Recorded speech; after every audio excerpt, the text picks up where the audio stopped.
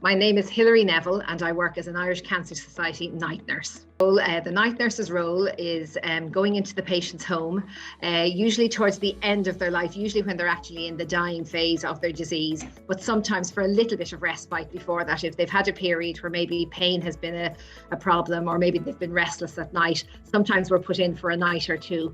But then generally it is in the last few days or maybe 2 weeks of the patient's life that we go in. We work from 11 o'clock at night until 7 in the morning.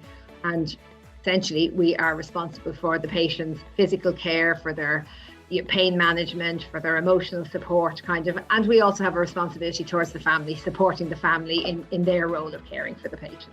As in, I have flexibility around when I work. I give my availability to the Irish Cancer Society. So therefore, when I'm available for work, if they're looking for somebody, I'm booked immediately. It would sometimes happen that I'm on call, not used, but it's more likely that I've maybe not been available and that they're ringing looking for somebody But again, we're under no pressure. If I've done sort of a stretch of, 7 or 8 days and they ring and say, can you do it? There's absolutely no problem with saying no. They absolutely accept it. There's no backdraft from it. It's perfectly acceptable. And the other little bit of flexibility I have is that we can use our own initiative around the care of a patient. We usually phone in advance of going to the house. If we phone them at 8 o'clock in the evening, and the patient is a little bit restless, we can give them, some guidance to give a bit of medication. But if the patient hasn't settled or hasn't responded to the medication, family can ring us back and we can go out early, or we can stay on in the morning. If the patient is deteriorated or if they've died just before we left, we stay on with them. So there is that sort of flexibility as well. We have an annual support clinic. It happens usually every September. It usually takes place, now the last 2 years it has taken place on Zoom, so therefore it's not quite the same.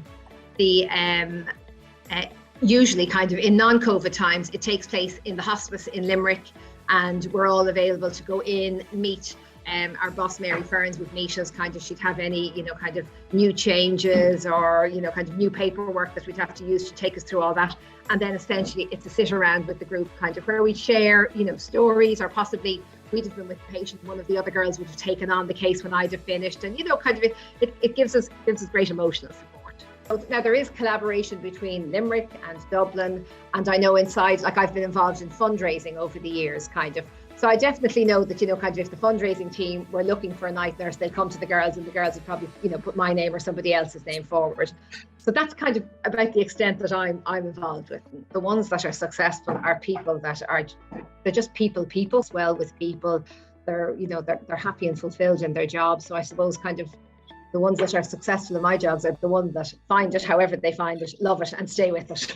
We feel our input is involved. We are lucky. I've worked doing this work for 24 years. Mary Ferns in post as our manager, and she is very accessible. She's very receptive. If you ring her about something, she's absolutely extremely receptive.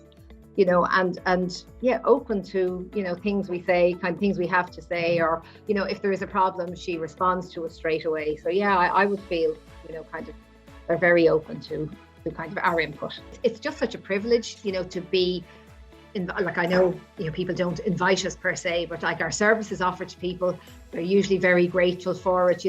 We go in, we're received well. As I say, the first night, I always describe it, the first night people answer their front door to us, they're dressed up, they're ready to meet the nurse, and it's a little bit formal. By the second night when we turn up, we're usually letting ourselves in the back door down the country, and the family are in their pajamas. I love that I can make my patient, pain-free, that, I have both medication and conversation available, time available to reassure my patient, to make them comfortable, to make them physically comfortable, as in, repositioning them, freshening them up, etc., etc.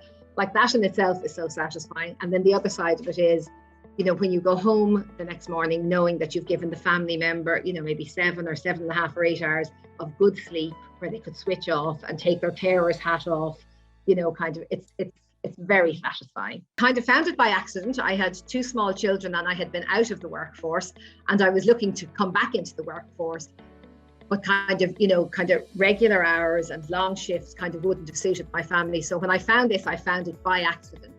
But once I did it, my very first night, I knew. I kind of fell in love with the job the very first night.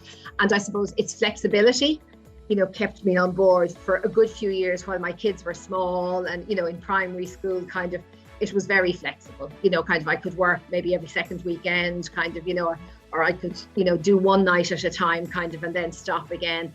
Now that my kids are grown, kind of, I can do as much and as often as I want, kind of. So it is, that sort of flexibility is very, very, very nice. Kind of. It made it very family friendly, even the hours from 11 until 7. My kids were often in bed when I went to work and were only getting up when I came home, so they really, really missed me.